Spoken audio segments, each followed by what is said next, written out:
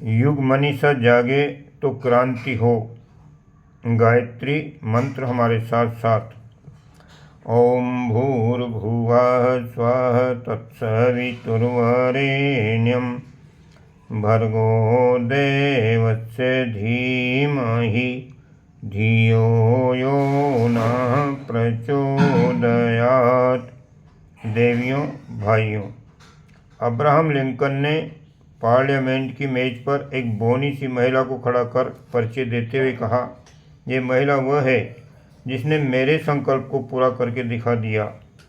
Abraham Lincoln ने अपनी आत्मा व अपने भगवान के सामने कसम खाई थी कि हम अमेरिका पर एक से एक कलंक हटाकर रहेंगे। कौन सा कलंक? कलंक यह है कि अमेरिका के दक्षिणी भाग में निग्रो लोगों को गुलाम बनाकर उनसे जानवर की तरीके से काम लिया जाता था। कानून मात्र गोरों की हिमायत करता था। ऐसी स्थिति में एक महिला लिंकन की कसम को पूरा करने के लिए उठ खड़ी हुई। उसका नाम था हैरियट स्टो। लिंकन ने पार्लियामेंट के मेंबरों से कहा, यही वो महिला है जिसकी लिखी किताब ने अमेरिका में तहलका मचा दिया। लाखों आदमी फूट फूट कर रोए हैं। लोगों ने कह दिया, जो लोग ऐसे कानून को चलाते हैं, इस तरह जुल्म करते हैं, हम उनसे लड़ेंगे।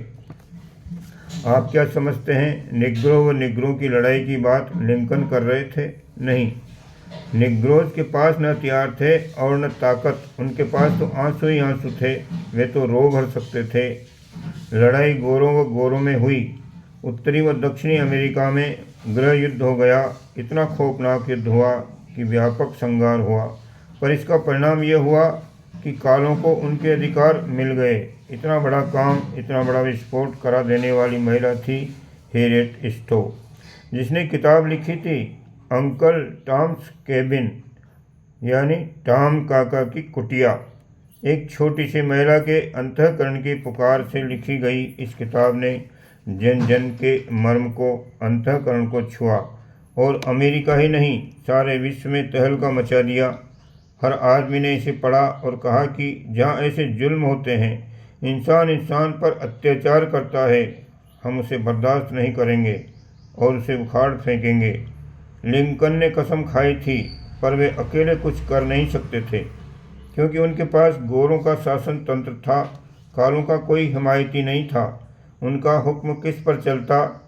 पर उस महिला की लिखी उस किताब ने हर नागरिक के दिल में ऐसी आग पैदा कर दी, ऐसी ठेस पैदा कर दी कि आदमी कानून को अपने हाथ में लेकर दूसरे आदमियों को ठीक करने पर आमादा हो गया। गृह युद्ध तब समाप्त हुआ जब वो कानून खत्म हो गया और सबको समान अधिकार दिला दिया गया।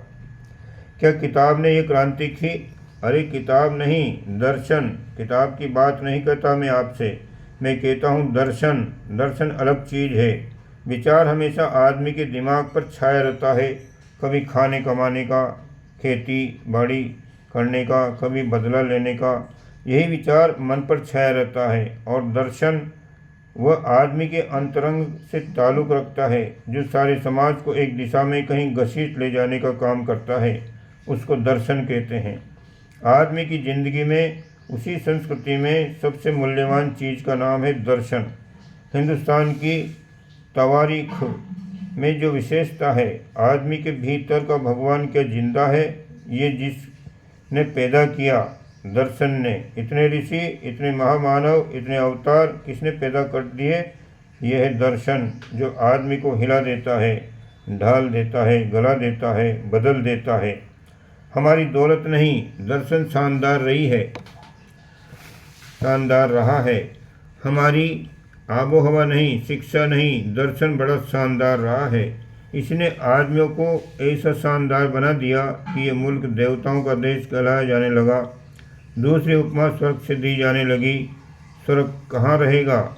जहाँ देवता रहेंगे। देवता ही स्वर्ग पैदा करते हैं। इमर्सन ने बहुत सारी किताबें लिखी हैं और प्रत्येक किताब के पहले पन्ने पर लिखा है, मुझे नरक में भेज दो, मैं वहीं स्वर्ग बनाकर दिखा दूंगा। यह है दर्शन।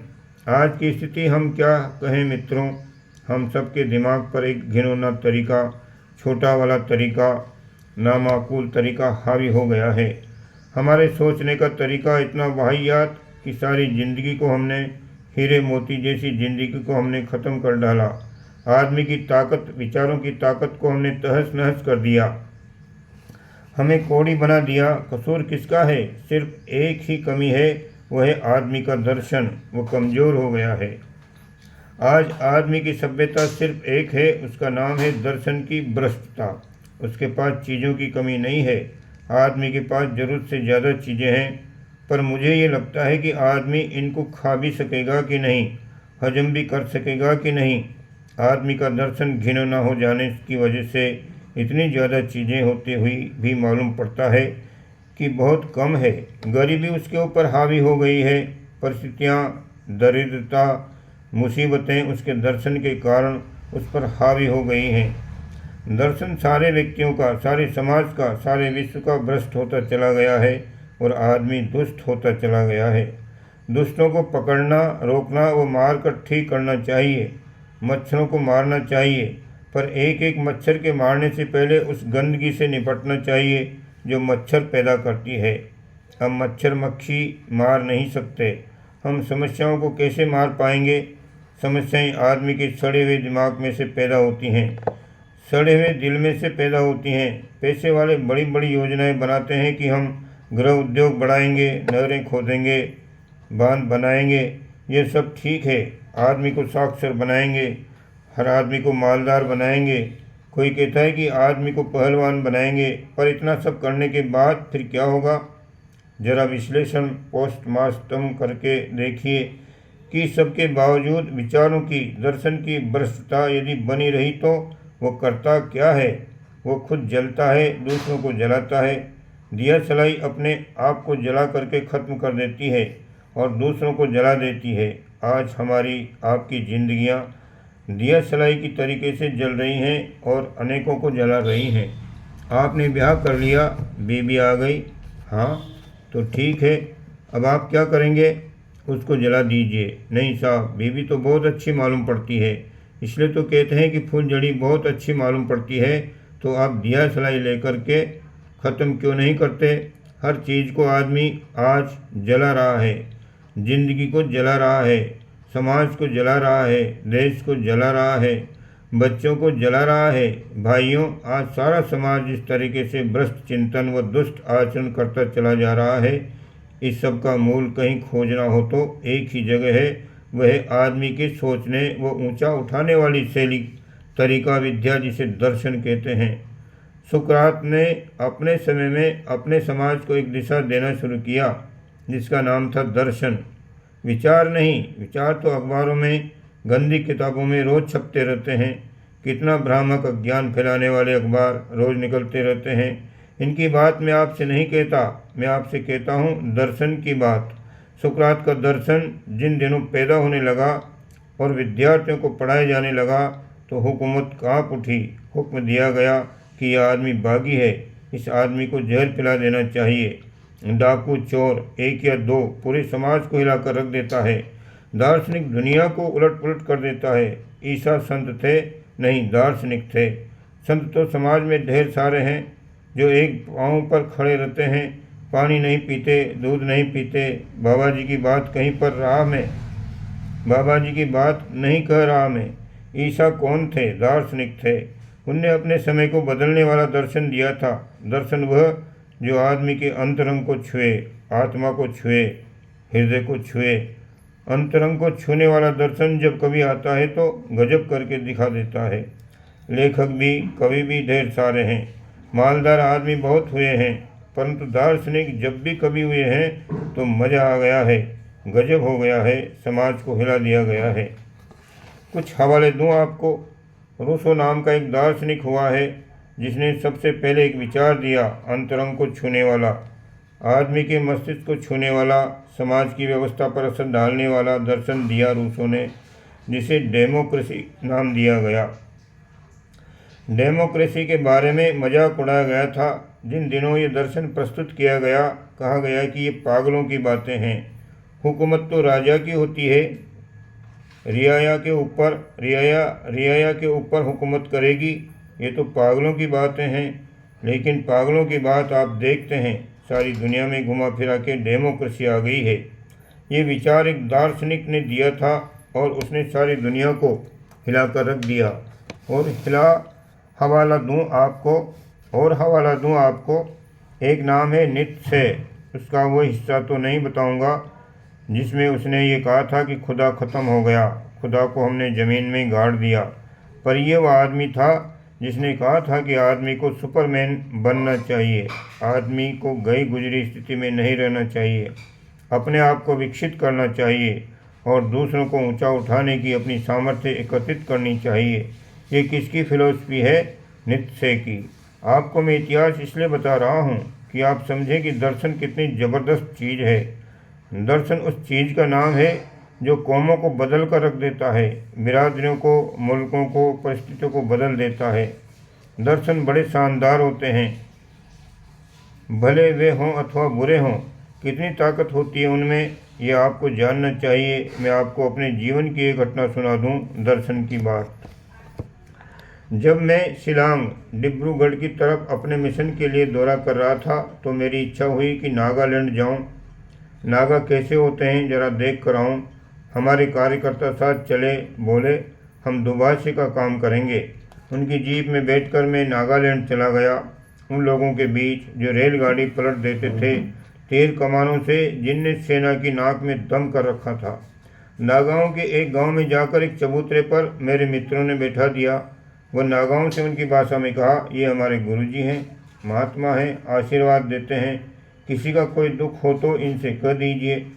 ये नहीं कहा कि ये विद्वान हैं, कोई मिशन चलाते हैं, बस यही कहा कि कोई मनोकामना हो तो इनसे कहिए।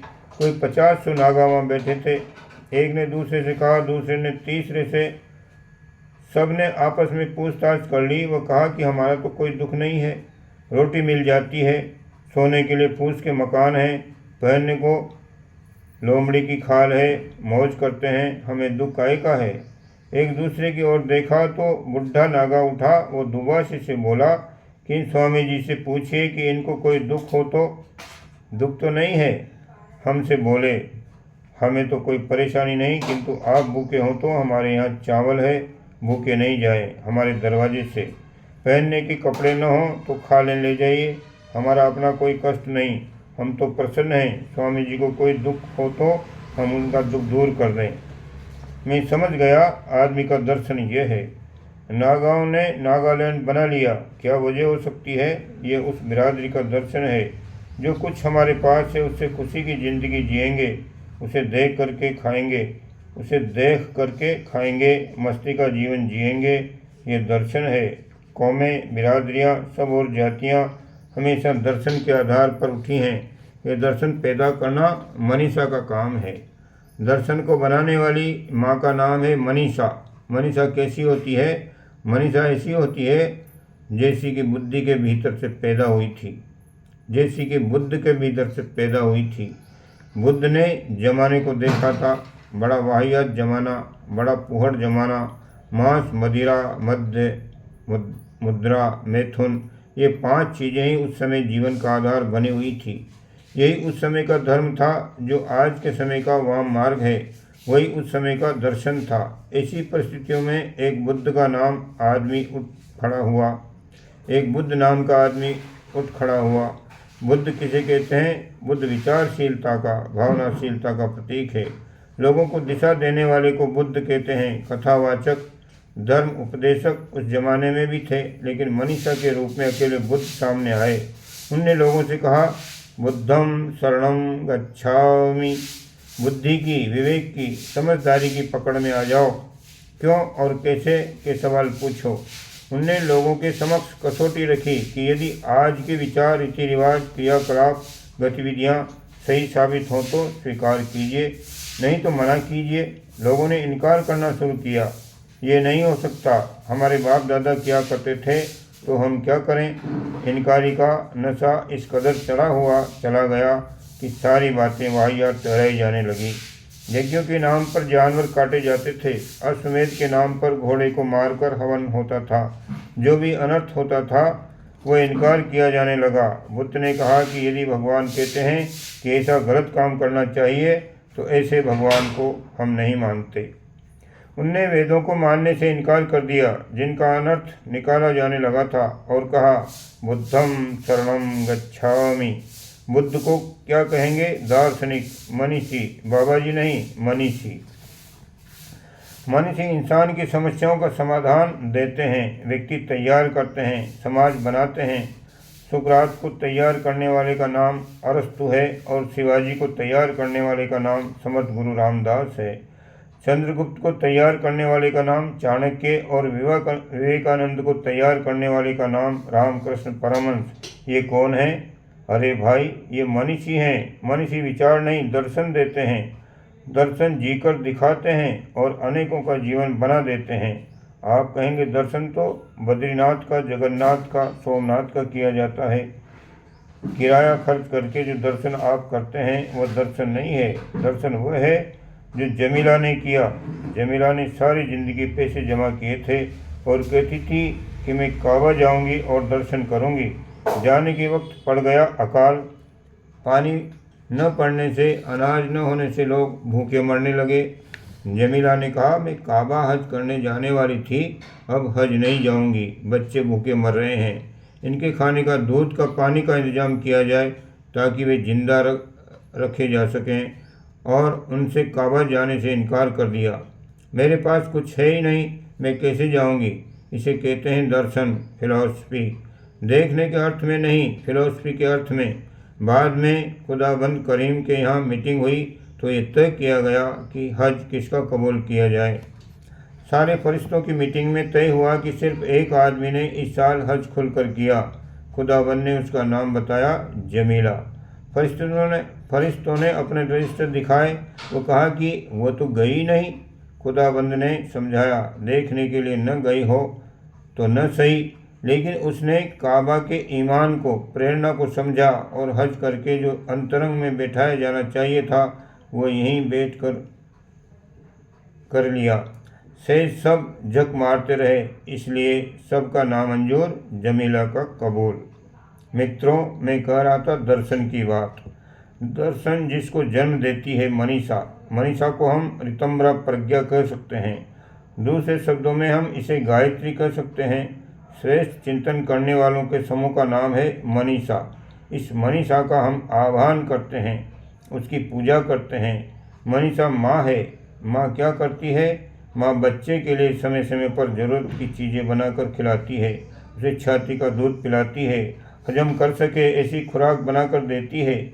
मनीषा वह है जो युग की आवश्यकताओं को, समय की आवश्यकताओं, इंसान की आवश्यकताओं को तलाशती रहती है, समझती है। वो वैसी खुराक दर्शन की देती है जिसकी ज़रूरत है। युग की मनीषा ध्यान रखती है कि आज के समय की ज़रूरत क्या है। पुराने समय का वह ढोल नहीं बजाती। वो युग को समझती है, देश को समझती है और परिस्थितियों के अनुरूप युग को ढालने की कोशिश करती है। आस्थाओं से रहित हैवानी के गुलाम इंसान को आदमी बनाती है, उसे ऊंचा उठाना सिखाती है। वो उसके घरों में स्वर्गीय परिस्थितियाँ पैदा करती है। ऐसी ही मनीषा का मैं आह्वान करता हूँ। वह कहता हूँ कि आप में से जो भी ये सेवा कर सके वो स्वयं को धन्य बना लेगा, अपना जीवन सार्थक कर लेगा। आज बुद्धिवाद ही चारों ओर छाया हुआ है। नो गॉड नो सोल की बात कहता जमाना दिखता है। ये किसकी बात है? नास्तिकों की, वैज्ञानिकों की, बुद्धिवादियों की। इनने फिजा बिगाड़ी है? नहीं, इनसे ज़्यादा उन धार्मिकों ने, पंडितों ने, बाबाजियों ने बिगाड़ी है जो उपदेश तो धर्म का देते हैं पर जीवन क्रम में उनके कहीं धर्म की राय रखती भी नहीं है। पुजारी की खुरापत देवी को सुना दें तो देवी शर्मिंदा हो जाए। धर्म को, वो विज्ञान को, सबको ठीक करना होगा मित्रों, और वो काम करेगी मनीषा।